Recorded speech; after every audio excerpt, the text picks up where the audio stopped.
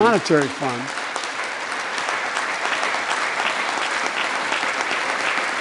The International Monetary Fund is now estimating our economy will grow at a rate of more than 6% this year.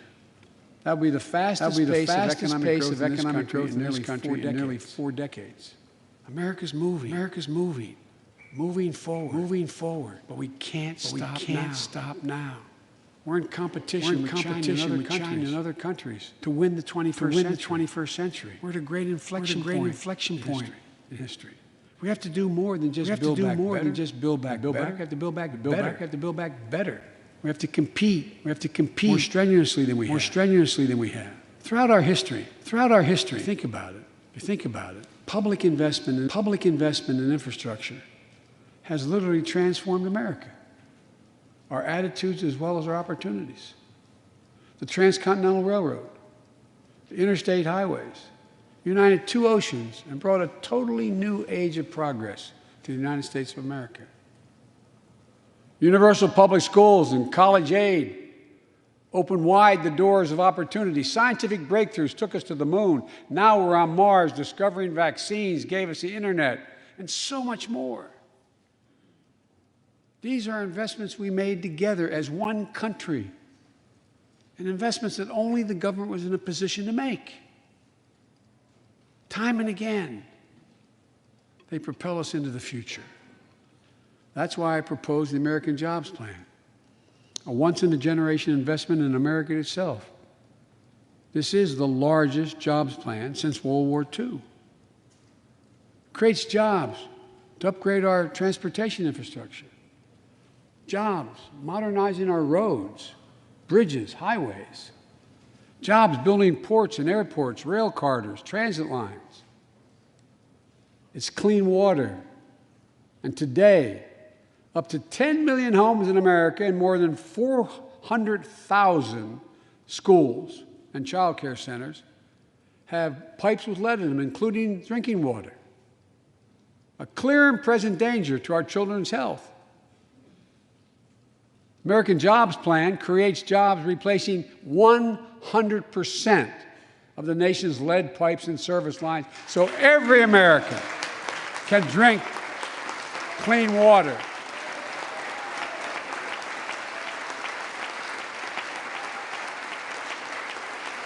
And in the process, it will create thousands and thousands of good-paying jobs. It creates jobs connecting every American with high-speed internet, including 35% of the rural America that still doesn't have it. This is going to help our kids and our businesses succeed in the 21st century economy. And I'm asking the Vice President to lead this effort, if she would, because I know it will get done. Creates jobs building a modern power grid. Our grids are vulnerable to storms, hacks, catastrophic failures with tragic results, as we saw in Texas and elsewhere during the winter storms.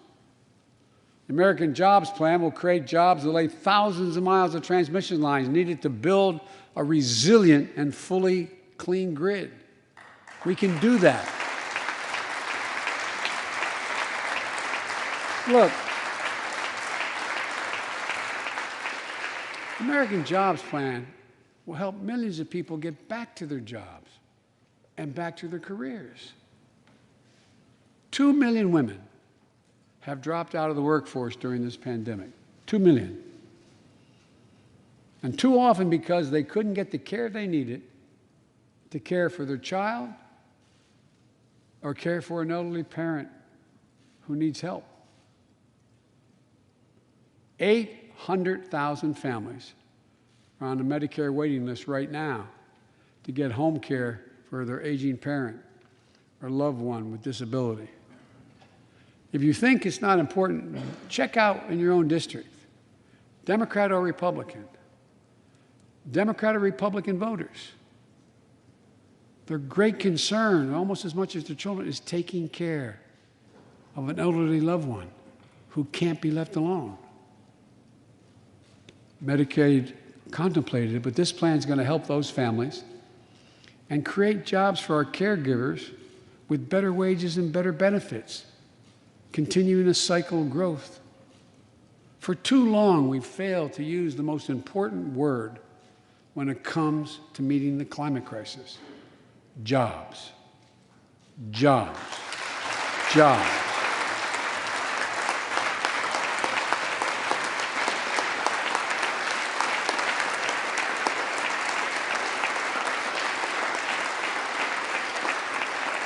For me, when I think climate change, I think jobs. The American Jobs Plan will put engineers and construction workers to work building more energy-efficient buildings and homes. Electrical workers, IBEW members installing 500,000 charging stations along our highways so we can own the electric car market. Farmers planting cover crops so they can reduce the carbon dioxide in the air and get paid for doing it. Look, think about it. There is simply no reason why the blades for wind turbines can't be built in Pittsburgh instead of Beijing. No reason. None. No reason. So, folks, there's no reason why American workers can't lead the world in the production of electric vehicles and batteries. I mean, there is no reason. We have the capacity. We're the brightest, best trained people in the world. The American Jobs Plan is going to create millions of good-paying jobs, jobs Americans can raise a family on. As my dad would then say, with a little breathing room. And all the investments in the American Job Plan will be guided by one principle: buy American. Buy American. And I might note parenthetically, that does not violate any trade agreement. It's been the law since the 30s. Buy American. American tax dollars are going to be used to buy American products made in America to create American jobs. That's the way it's supposed to be, and it will be in this administration.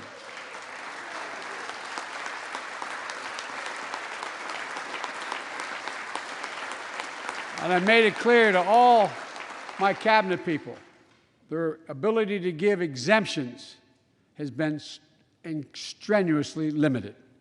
It will be American products. Now, I know some of you at home are wondering whether these jobs are for you. So many of you, so many of the folks I grew up with, feel left behind, forgotten, in an economy that's so rapidly changing. It's frightening. I want to speak directly to you, because you think about it. That's what people are most worried about. Can I fit in? Independent experts estimate the American Jobs Plan will add millions of jobs and trillions of dollars to economic growth in the years to come. It is an 8-year program. These are good-paying jobs that can't be outsourced. Nearly 90% of the infrastructure jobs created in the American Jobs Plan do not require a college degree.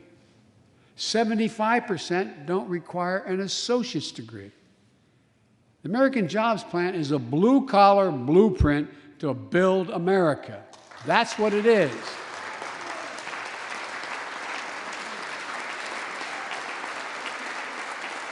And it recognizes something I've always said in this chamber and the other. Good guys and women on Wall Street, but Wall Street didn't build this country. The middle class built the country, and unions built the middle class. So that's why I'm calling on Congress to pass Protect the Right to Organize Act, the PRO Act, and send it to my desk so we can support the right to unionize. And by the way, while you're thinking about sending things to my desk, let's raise the minimum wage to $15.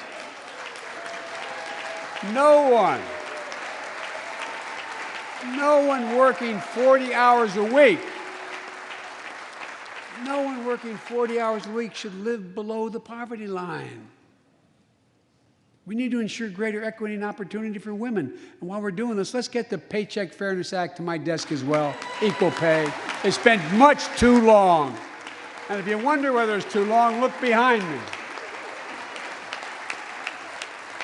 And finally, American Jobs Plan will be the biggest increase in non-defense research and development on record. We'll see more technological change, and some of you know more about this than I do. We'll see more technological change in the next 10 years than we saw in the last 50.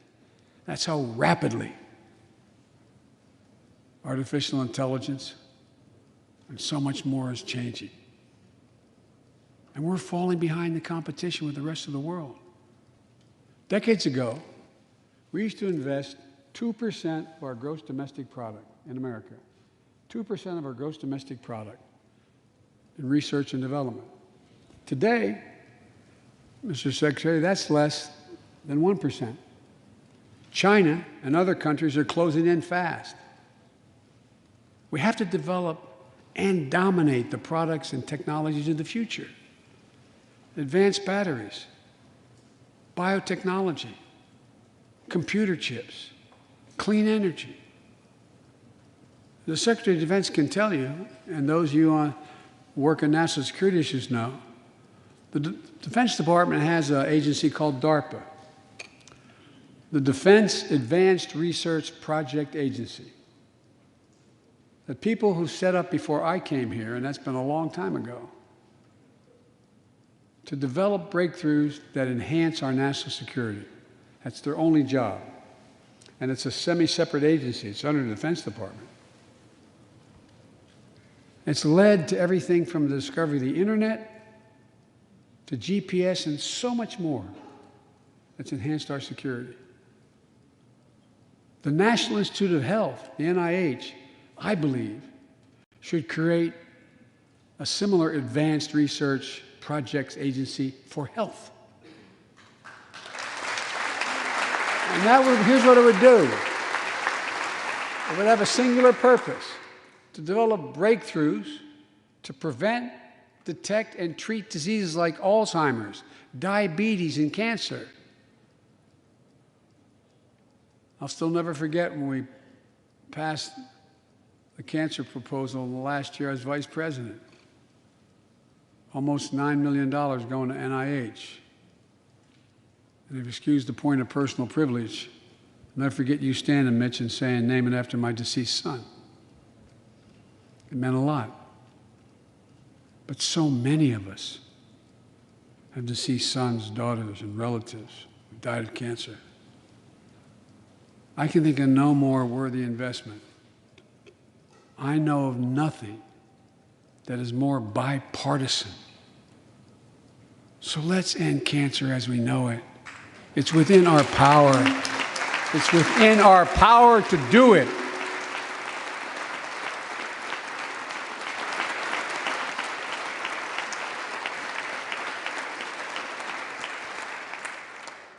Investments in jobs and infrastructure like the ones we're talking about have often had bipartisan support in the past.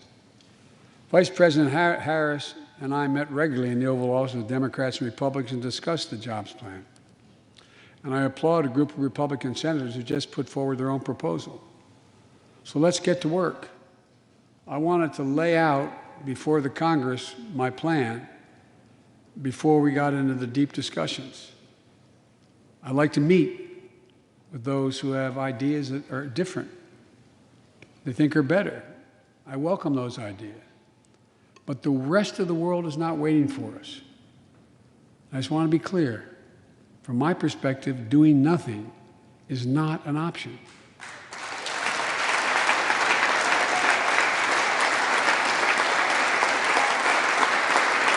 Look, we can't be so busy competing with one another that we forget the competition that we have with the rest of the world to win the 21st century. Secretary Blinken can tell you, I spent a lot of time with President Xi. Traveled over 17,000 miles with him. Spent, they tell me, over 24 hours in private discussions with him. When he called to congratulate him, we had a 2-hour discussion. He's deadly earnest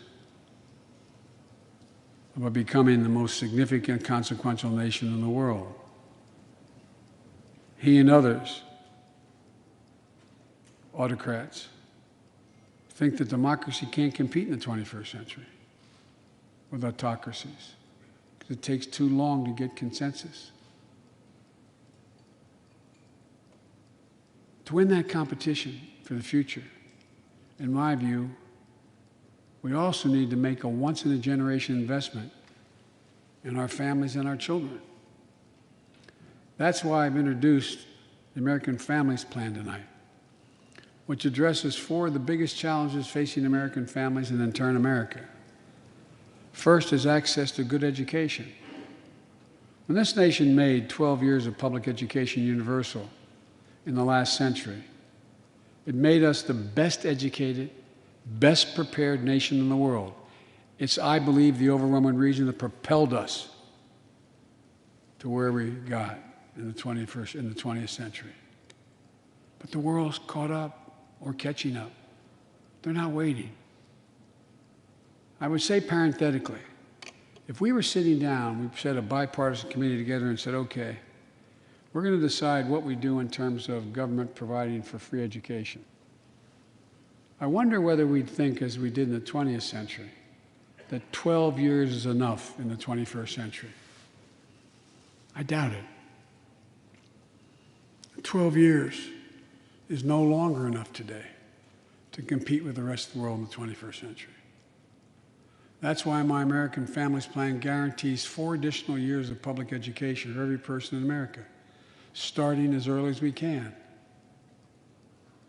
The great universities in this country have conducted studies of the last 10 years.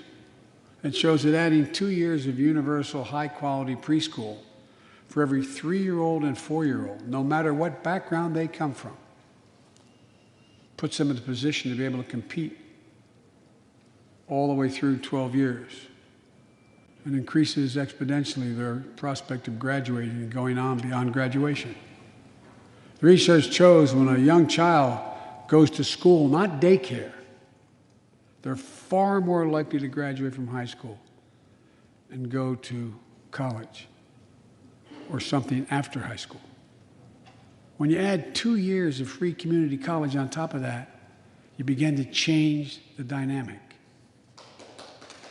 We can do that.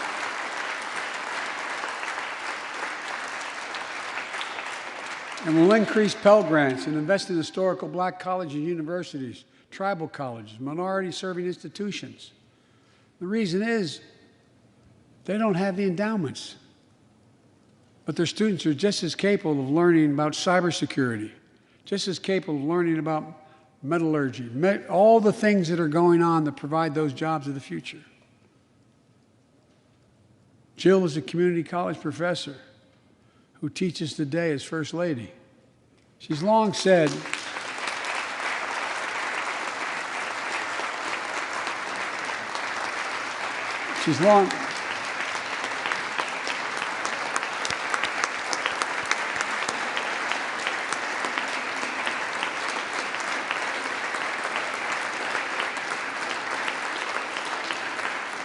if I've heard it once, I've heard it 1,000 times. Joe, any country that out-educates us is going to out-compete us. She'll be deeply involved in leading this effort. Thank you, Jill. Second thing we need, American Families Plan will provide access to quality, affordable child care. We guarantee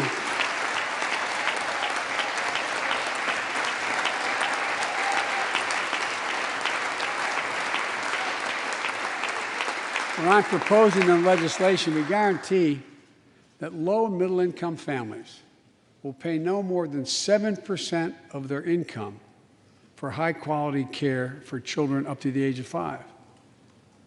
The most hard-pressed working families won't have to spend a dime. Third, the American Families Plan will finally provide up to 12 weeks of paid leave and medical leave, family medical leave. We're one of the few industrial countries in the world. No one should have to choose between a job and a paycheck, or taking care of themselves and their loved ones, or parent or spouse or child. And fourth, the American Family Plan puts directly into the pockets of millions of Americans. In March, we expanded tax credit for every child in a family, up to $3,000 per child if they're under 6 years of age. Over 6 years of age, and $3,600 for children over 6 years of age. With 2 parents, 2 kids, that's $7,200 in the pockets that are going to help take care of your family. And that will help more than 65 million children and help cut child care poverty in half. And we can afford it. So we did that in the last piece of legislation we passed. But let's extend that child care tax credit at least through the end of 2025.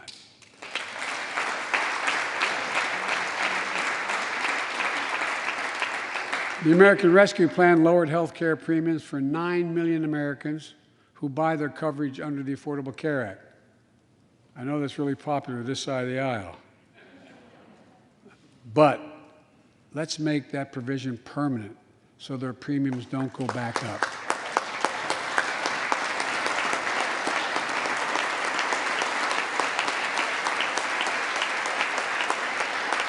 In addition to my family's plan, I'm going to work with Congress to address this year other critical priorities for American families. The Affordable Care Act has been a lifeline for millions of Americans, protecting people with pre-existing conditions, protecting women's health, and the pandemic has demonstrated how badly it's needed. Let's lower deductibles for working families on the Affordable Care Act. And let's lower prescription drug costs. We know how to do this.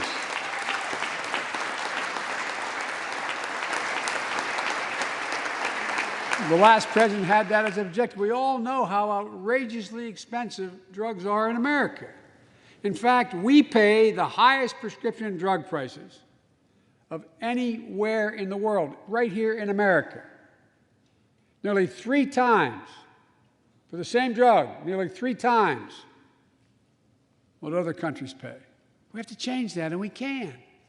Let's do what we talked about for all the years I was down here in this body, in Congress.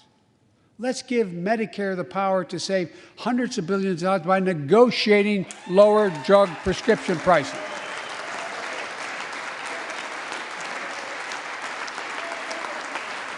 And by the way, it won't just help people on Medicare. Lower prescription drug costs for everyone. And the money we save, which is billions of dollars, can go to strengthen the Affordable Care Act and expand Medicare coverage benefits without costing taxpayers an additional penny. It's within our power to do it. Let's do it now.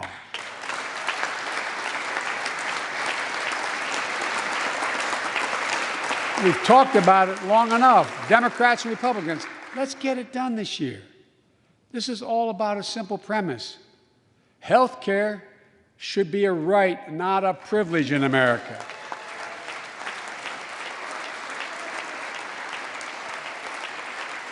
So,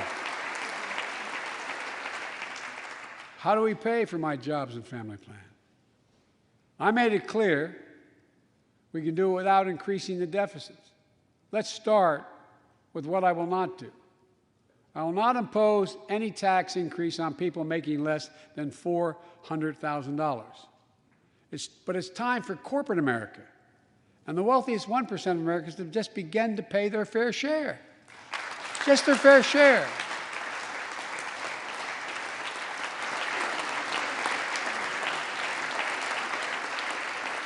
Sometimes I have arguments with my friends in the Democratic Party.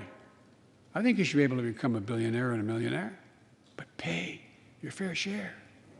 A recent study shows that 55 of the nation's biggest corporations paid zero federal tax last year. Those 55 corporations made in excess of $40 billion in profit.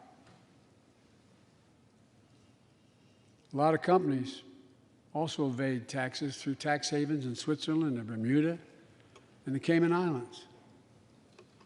And they benefit from tax loopholes and deductions for offshoring jobs and shifting profits overseas. It's not right. We're going to reform corporate taxes so they pay their fair share and help pay for the public investments their businesses will benefit from as well.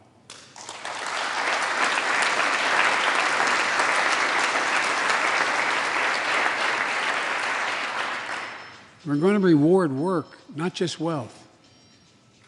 We take the top tax bracket for the wealthiest 1% of Americans, those making over $400,000 or more, back up to where it was when George W. Bush was president, when he started, 39.6%. That's where it was when George W. was president. We're going to get rid of the loopholes, allow Americans to make more than $1 million a year and pay a lower tax rate on their capital gains than Americans who receive a paycheck. We're only going to affect 0.3% of all Americans by that action, 0.3%. And the IRS is going to crack down on millionaires and billionaires who cheat on their taxes. It's estimated to be billions of dollars by think tanks that are left, right, and center. I'm not looking to punish anybody. But I will not add a tax burden, additional tax burden to the middle class in this country. They're already paying enough.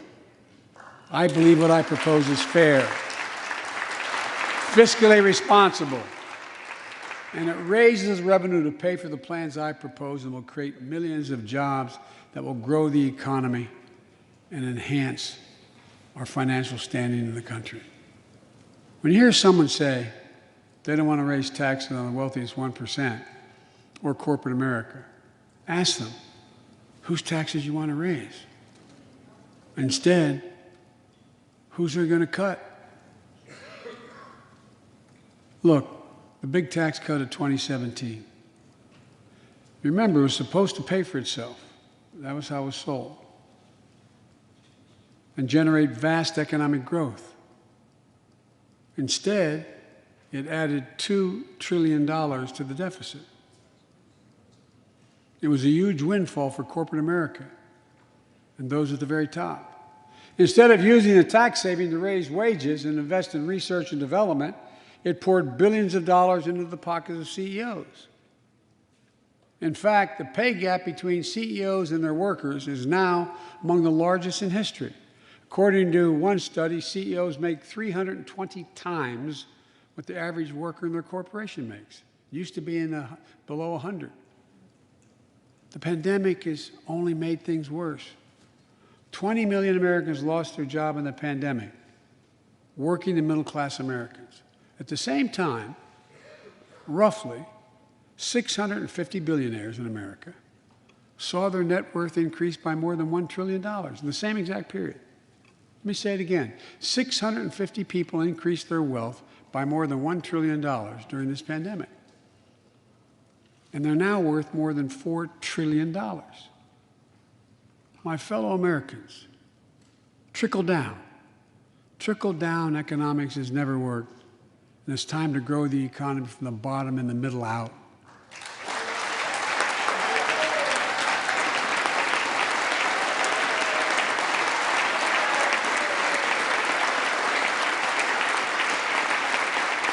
You know, there's a broad consensus of economists left, right, and center, and they agree what I'm proposing will help create millions of jobs and generate historic economic growth. These are among the highest values investments we can make as a nation. I've often said our greatest strength is the power of our example, not just the example of our power.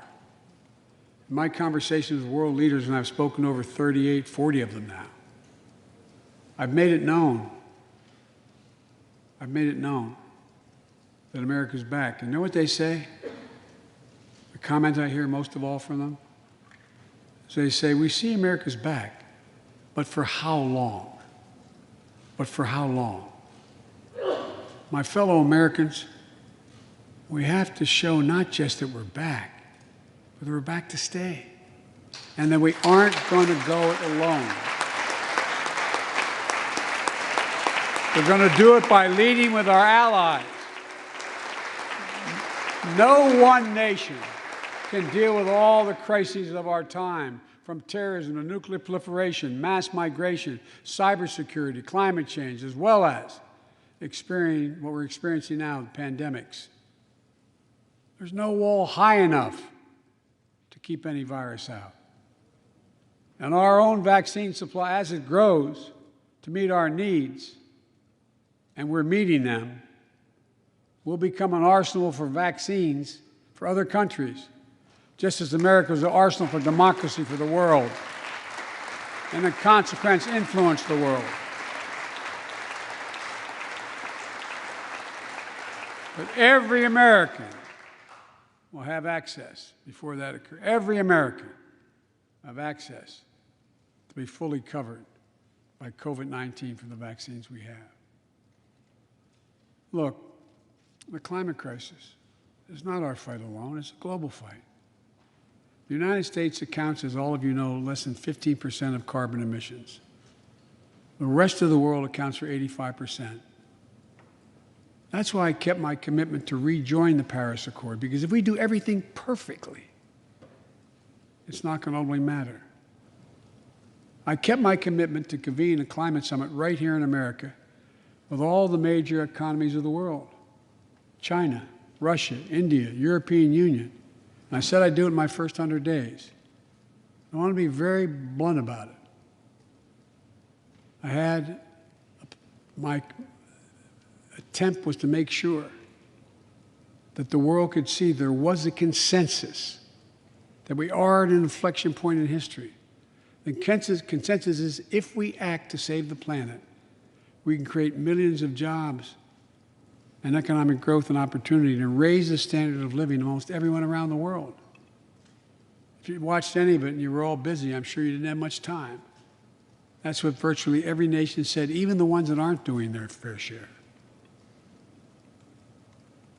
The investments I propose tonight also advance the foreign policy, in my view, that benefits the middle class. The same rules in the global economy, including China.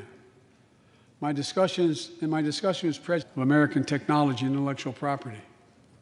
I also told presidents in the Indo-Pacific to represent the essence of what our country stands for.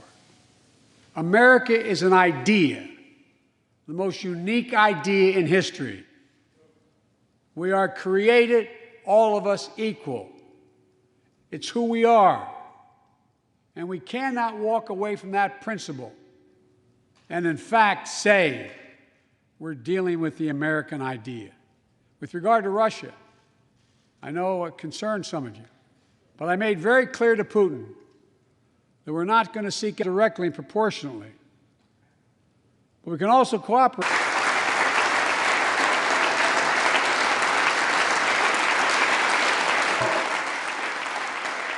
To rebuild trust between law, to root out systemic racism in our criminal justice system, and to enact police reform in Georgia.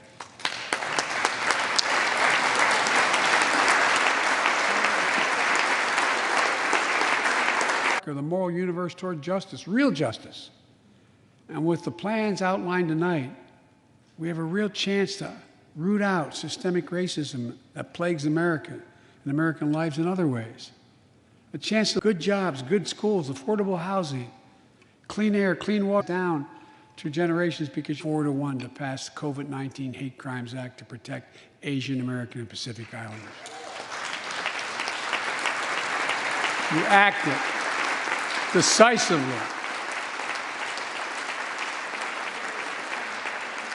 You can see on television the viciousness of the hate crimes we've seen over the past year and for too long. I urge the House to do the same and send that legislation to my desk, which I will gladly, anxiously sign. I also hope Congress will get to my desk the Equality Act to protect LGBTQ Americans. To all transgender Americans watching at home, especially young people, you're so brave. I want you to know your president has your back. Another thing, let's authorize the Violence Against Women Act, which has been law for 27 years.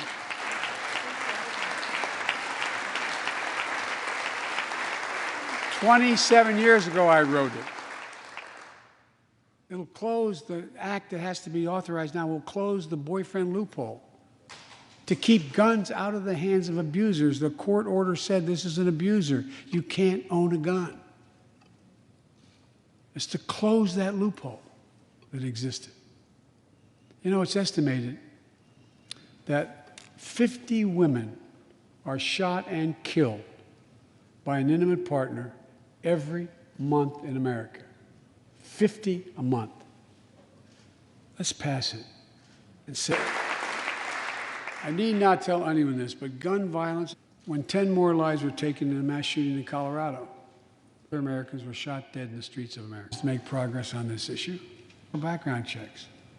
A ban on assault weapons and high-capacity magazines that hold 100 rounds that can be fired off. And we beat the NRA. Mass shootings and gun violence decline. Check out the report over 10 years. But in the early 2000s, the law expired. We've seen daily bloodshed since. I'm not saying if the law continued, we wouldn't see bloodshed. More than 2 weeks ago in the Rose Garden, surrounded by some of the bravest people I know, the survivors and families who lost loved ones to gun violence, I laid out several of the Department of Justice actions that are being taken to impact on this epidemic. One of them is banning so-called ghost guns. These are homemade guns built from a kit that includes directions how to finish the firearm. The parts have no serial numbers, so they show up at crime scenes and they can't be traced. The buyers of these ghost gun kits aren't required to pass any background check. Anyone, from a criminal or terrorist, could buy this kit and within 30 minutes have a weapon that's lethal, but no more.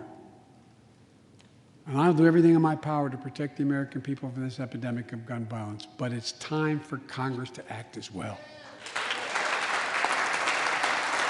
Look,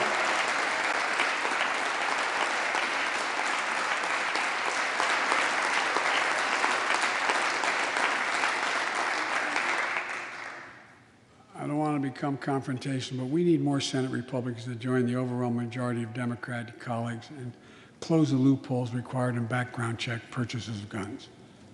We need a ban on assault weapons and high-capacity magazines. And don't tell me it can't be done. We did it before and it worked. Talk to most responsible gun owners and hunters. They'll tell you there's no possible justification for having 100 rounds in a weapon. What do you think, deer are wearing Kevlar vests? And they'll tell you that there are too many people today who are able to buy a gun but shouldn't be able to buy a gun. These kinds of reasonable reforms have overwhelming support from the American people, including many gun owners. The country supports reform and Congress should act. This shouldn't be a red or blue issue. And no amendment to the Constitution is absolute. You can't yell fire in a crowded theater. From the very beginning, there were certain guns, weapons, that could not be owned by Americans. Certain people could not own those weapons ever. We're not changing the Constitution. We're being reasonable. I think this is not a Democrat or Republican issue. I think it's an American issue. And here's what else we can do. Immigration has always been essential to America. Let's end our exhausting war over immigration. For more than 30 years, politicians have talked about immigration reform, and we've done nothing about it. It's time to fix it. On day one of my presidency, I kept my commitment and sent a comprehensive immigration bill to the United States Congress. If you believe we need to secure the border, pass it because it has a lot of money for high-tech border security. If you believe in a pathway to citizenship, pass it. It's over 11 million undocumented folks, the vast majority of here overstaying visas. Pass it. We can actually, if you actually want to solve a problem, I've sent a bill to take a close look at it. We also have to get at the root problem of why people are fleeing, particularly to our southern border from Guatemala, Honduras, and El Salvador. The violence, the corruption, the gangs, the political instability, hunger, hurricanes, earthquakes, natural disasters. When I was president, when I was vice president, the president asked me to focus on providing help needed to address the root causes of migration. And it helped keep people in their own countries instead of being forced to leave. The plan was working, but the last administration decided it was not worth it. I'm restoring the program and asked Vice President Harris to lead our diplomatic effort to take care of this. I have absolute confidence she'll get the job done. Now look, if you don't like my plan, let's at least pass what we all agree on. Congress needs to pass legislation this year to finally secure protection for dreamers. The young people have only known America as their home. And permanent protection for immigrants who are here on temporary protective status who came from countries beset by man-made and natural-made violence and disaster, as well as a pathway to citizenship for foreign workers who put food on our tables. Look, immigrants have done so much for America during this pandemic and throughout our history. The country supports immigration reform. We should act. Let's argue over it. Let's debate it. But let's act. And if we truly want to restore the soul of America, we need to protect the sacred right to vote. Most people